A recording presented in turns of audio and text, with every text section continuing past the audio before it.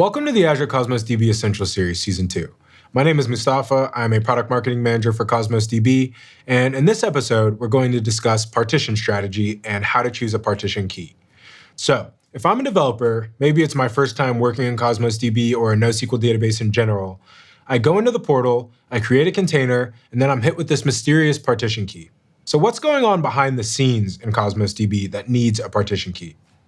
Well, what's happening behind the scenes is Azure Cosmos DB is a distributed database, and the way it scales is rather than trying to scale a single node from 1 core to 2 cores to 3 cores and higher, we just go and spread that workload across multiple nodes, all the way up to all the available nodes on Azure if you'd like. This allows us to scale for all intents and purposes to infinity. Now, when we start to discuss how this affects our partition strategy, this is best understood in the context of this scenario. Let's say that if I want to scale a workload across node 1, node 2, and node 3, and let's say I store my yellow data on node 1, my green data on node 2, and blue and purple data on node 3. Later, when I query looking for my purple data, if I route the query to node 1, it's going to come back and tell me it never found what it was looking for because that data is, as we see here, on node 3. A partition key is a placement hint for the query engine, telling Azure Cosmos DB how to route the data when written, as well as how to find that data when you do a follow-up read. The next question you might have is, can we run queries without the use of a partition key? And the answer is yes. So let's say we have some query, something general that says select X from Y, where Z, and I want to find all of my purple data on node 3. In the absence of a partition key, we actually can solve this problem, which is to run something called a fan-out query. What a fan-out query does is node 1 and 2 will know that they don't have any relevant data in their index, and so node 3, knowing that it does have all the purple data here in its index, will return all of that purple data. Now, the next question you might have is, but if fan-out queries can still find the data, why don't we recommend always running fan-out queries? And the caveat to fan-outs is that they don't scale. So let's say hypothetically each node can support 10,000 requests per second, and I want to scale that up to 20,000 requests per second. We should just split the 20,000 load between the two nodes. Fan-out queries do not distribute the work of looking for data. They just ask every node if it has it. This means we're back to a bottleneck situation, where we're bound by the maximum amount of throughput on a single node. Now, the improvement on this design is the introduction of the partition key. We constantly, across all cloud services, see the word scale on everything. Now, there are 3 things we can scale in the context of a database: reads, writes, and storage. So let's go through the scaling of each. Starting with storage, it's really the easiest to scale. To scale storage, I store my data across, let's say, X nodes with no routing and just run fan-out queries. Now I've scaled storage. But the bottleneck becomes reads, because we now need to ask every node where our data is in order to find it.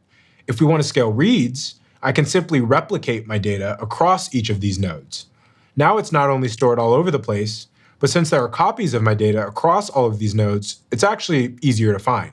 But now writes become the bottleneck, because we have to write so much data in order to be able to read it. So let's try and scale writes. The only way you can scale write throughput is to shard or partition the data.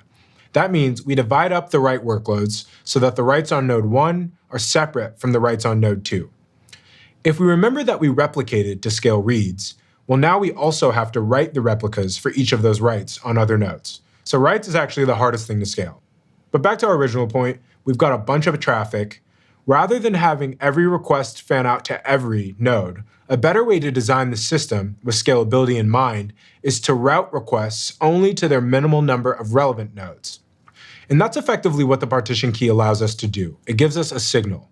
So for a more concrete example of this, let's say that I'm building a shopping cart, and my shopping cart, I typically run queries based off of a user ID. So let's say Alice here wants to know what's in Alice's shopping cart. Bob wants to know what's in Bob's shopping cart, and Carol wants to know what's in hers as well. What we can do is we can set the partition key to the user ID. That way, when we see in the where clause of a query, a where user ID, it equals, let's say, Alice. If Alice is the purple data set, we know exactly how to route to the machine hosting Alice's data. Now, with this idea of scale and partition keys as a placement hint in mind, let's talk about some of the best practices for choosing a partition key. So there's a few design principles when choosing a partition key. First, you need to understand the ratio of reads to writes for your application. Now, if your application is 90% reads, then your partition key should optimize for the top most frequently run queries, allowing you to efficiently route frequently used keywords. If your application is write-heavy, you should choose a partition key that prioritizes load balancing overall request volume. And third, if your application needs ACID transactions, then you should also be concerned about the scope of your partition key, but we'll discuss that in a future episode if you guys want to know. This is typically done in a minority of use cases. So let's go through each of these.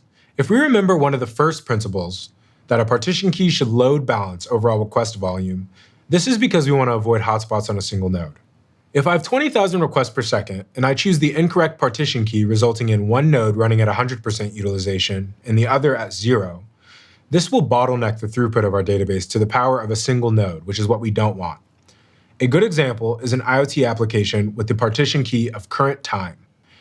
That is a bad key because if all these devices send a health pulse at the same time, we'll just rotate each node in our network being swamped, one after the other, as 10,000 devices all ping one node routing by current time ID. A better key would be to route by using device ID as the partition key, because every device has a unique ID, and so each node can serve the message from the device ID or IDs which it should be routing for. This is how you optimize for a write-heavy workload.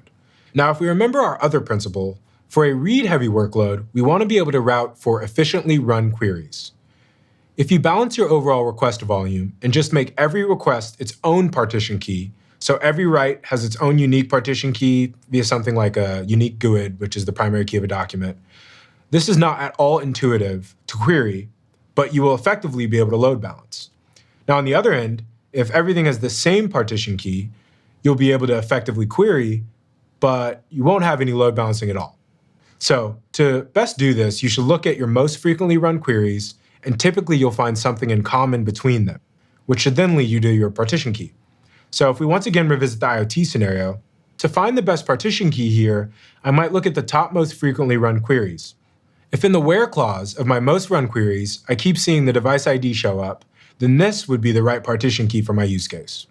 All right, so that concludes the third episode about partition strategy and partition keys in Azure Cosmos DB. Tune into the next episode on schema design to better understand data modeling.